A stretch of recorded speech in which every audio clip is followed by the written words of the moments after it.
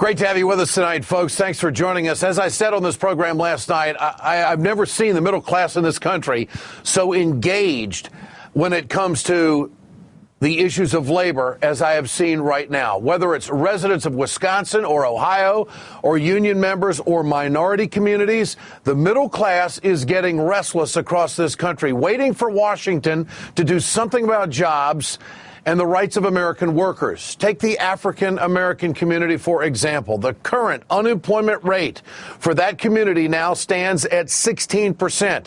Members of the Congressional Black Caucus came face to face with black voters demanding solutions during an event in Detroit earlier this week. Congresswoman Maxine Waters said she understood their frustration with Washington and with President Obama. We want to give them every opportunity, but our people are hurting. Yes, the unemployment is unconscionable. Yes, we don't know what the strategy is. We don't know why on this trip that he's in the United States now, he's not in any black communities. We don't know that. But all I'm saying to you is we're politicians. We're elected officials. We're trying to do the right thing and the best thing. When you let us know it is time to let go, we'll let go. The Congresswoman was sending a clear message to the president and members of Congress. Elected officials need to take specific measures to get people back to work before the human toll becomes overwhelming. It's a lesson that conservative Congressman Alan West learned in the past 24 hours. Just last night, he was on Fox News calling Congresswoman Waters and fellow members of the Congressional Black Caucus modern-day slave masters for their efforts on jobs. You have this 21st century plantation that has been out there where the Democrat Party has forever taken the black vote for granted. And you have established certain black leaders who are nothing more than the overseers of that plantation. And now the people on that plantation are upset because they've been disregarded, disrespected, and their concerns are not cared about. So I'm here as the modern day Harriet Tubman to kind of lead people on the Underground Railroad away from that plantation into a sense of sensibility. In case you think the congressman misspoke, here was the statement released by his office today. Democrat physical enslavement has now become liberal economic enslavement, which is just as horrible. So, in Alan West's mind, liberal economic policies are just as bad as forced slavery, which he calls Democrat physical enslavement. But in private, Congressman West has a very different take on the Democratic initiatives. You're looking at hundreds of people in Atlanta, Georgia today lined up at a jobs fair hosted by the Congressional Black Caucus. Congresswoman Maxine Waters was there today and pointed out that Alan West's political posturing might not match up with his personal reality. We're using whatever influence and power that we have, not only to connect people, but to inspire and to motivate them. As a matter of fact, Mr. West's brother is here.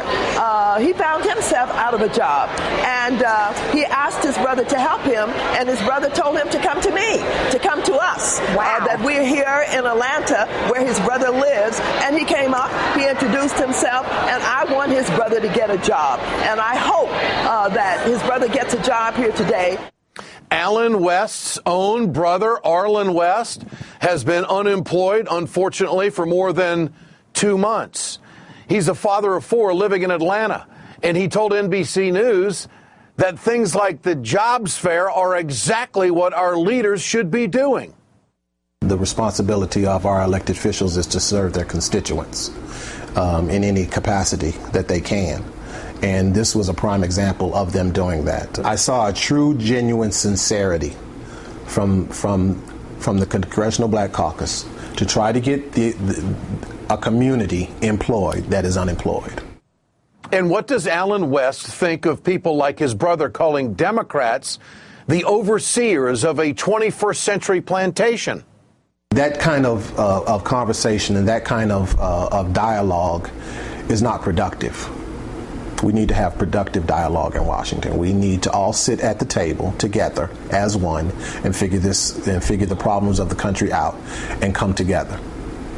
That's what we need to do. We need to stop using negative rhetoric and negative dialogue because that is not productive. Very well spoken and on point. The Republican Party and the Democratic Party, if they don't understand what the heck's going on here, and if they keep playing with fire, and if they think that they can politicize joblessness in America without offering real solutions, they are dead wrong. There are too many people out of work, and I know the 99ers are upset because we've gotten them off the front page. We really haven't. We're thinking about it. Obviously, we want to do the stories.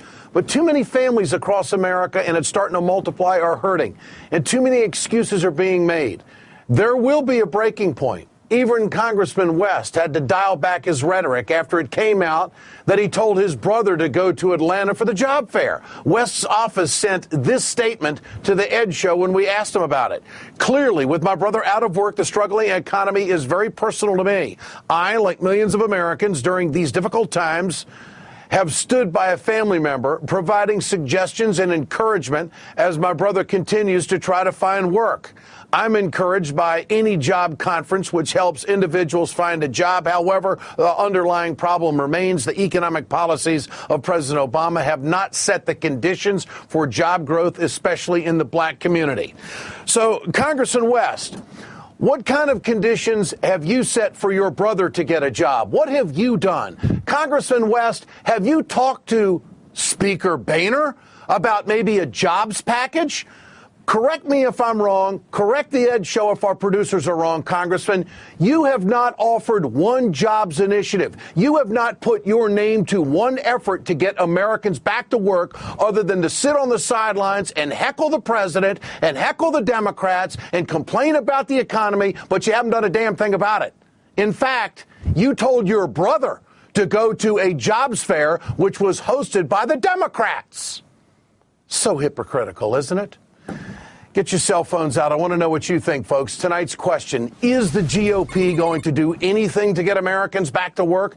Text A for yes, text B for no to 622-639. And you can always go to our blog at ed.msnbc.com and comment there. I'll bring you the results of the poll later on in the show. Joining me now is Michael Eric Dyson, MSNBC political analyst, Georgetown University professor, and author of the book, Can You Hear Me Now?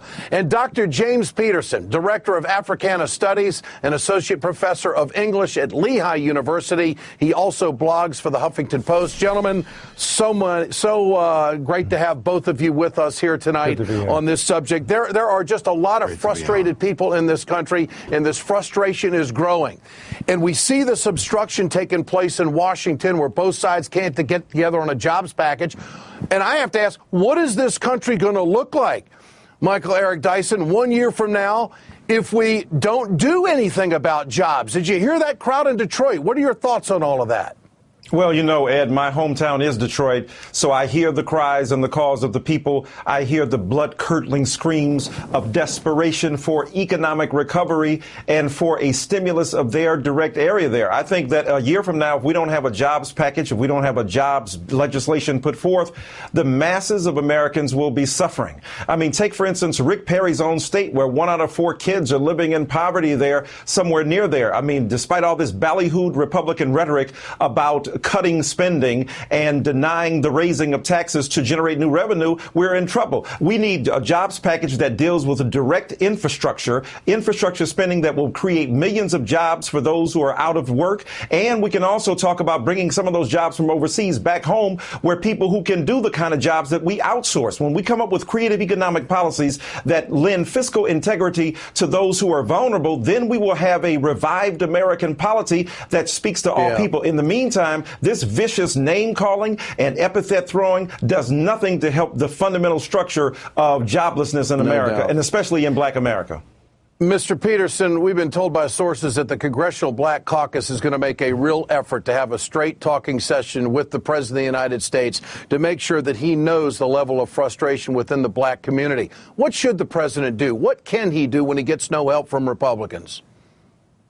Well, listen, this is a really tough situation, but the political theater has a purpose here. So the president's got to address the jobs issue the way that the president of the United States needs to address it, which is broad swath, mainstream America. The Congressional Black Caucus has got to represent black folk. Those are the districts they represent. So some of that political theater has a purpose. Maxine Waters is right here. They have to draw attention to the fact that this is an excruciating problem within the African American community. The president should take notice, and if he addresses it through the African American community, by the way, he will also help to reduce the overall unemployment rate much more quickly. Michael Eric Dyson, why is Alan West, you think, the congressman, saying things about being a modern-day Harriet Tubman in public? Unbelievable. And then privately, he's telling his brother to go to a jobs fair that's put on by the Democrats. What about that? Well, first of all, he needs to take one of Professor Peterson's classes where he can learn to parse the symbolism of English better and talk about slavery. I mean, that's ridiculous. And it's hypocritical. The reality is that his own brother is suffering from joblessness. What did he do? He didn't call John Boehner. He didn't tell him tough. He didn't say this is the fiscal downturn that is the consequence of Obama's policies. He said, go see Maxine Waters, go see the Congressional Black Caucus. And if it's good enough for his brother, it's good enough for millions of other Americans. And I think Professor Peterson is right here. We have to talk about both and. The president has hit the road here on a on a jobs bill bus tour. So he's out there trying to hear from mainstream America. The particular suffering of African American people must be taken seriously, so that if we address black unemployment, then American unemployment will be severely reduced. I think that's a great kind of logic to apply to this legislation.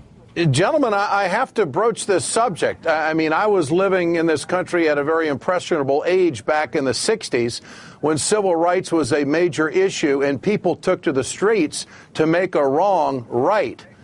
I mean, are we at this point, Mr. Peterson, do you think that we could be at a point where people are going to go to the street and demand action when it comes to the economic injustices that are playing out in our economy? Could we see some kind of a movement that what we experienced back in the 60s? What do you think? It's absolutely possible here. Look at the energy in that Detroit room where the CBC was at. The CBC is on the ground. They understand that. The president understands that as well, but he has to take a different role. And Ed, listen, the kind of things that you do with your show by giving pro-labor forces in Wisconsin a platform, and you saw that contagious overlap in Ohio, you can see it in Minneapolis, those are the kinds of things that people have to do. What Maxine Waters, Congresswoman Waters, means here is we need to unleash the people, right? And what she means by saying unleash the representatives, she means unleash the people. And once the people get an understanding of what's really going on here, the ways in which a minority Tea Party is blocking any kind of progress for our country, people will get angered by that and understand that, listen, we got to step up and be accounted for and be heard in order to have some progress with jobs development and jobs creation in this country. Well, I think Maxine Waters and other congressional members were somewhat taken aback by that crowd in Detroit and the attitude. They want those congressional members to push this White House to take action, and it's going to be very, very interesting when they come back from recess. MSNBC political analyst Michael Eric Dyson and Dr. James Peterson, great to have both of you with us tonight. Thank you. Remember to answer tonight's question there at the bottom of the screen. We want to know what you think. Robert Reich thinks that the president may be ready to propose something bold in this jobs initiative. That's next. And later, Governor Walker's damaging agenda continues to take a real toll, should I say, on the people across the river in Wisconsin. Thousands of jobs went down the tubes last month. State Senator Chris Larson will be here to add everything up. Stay with us.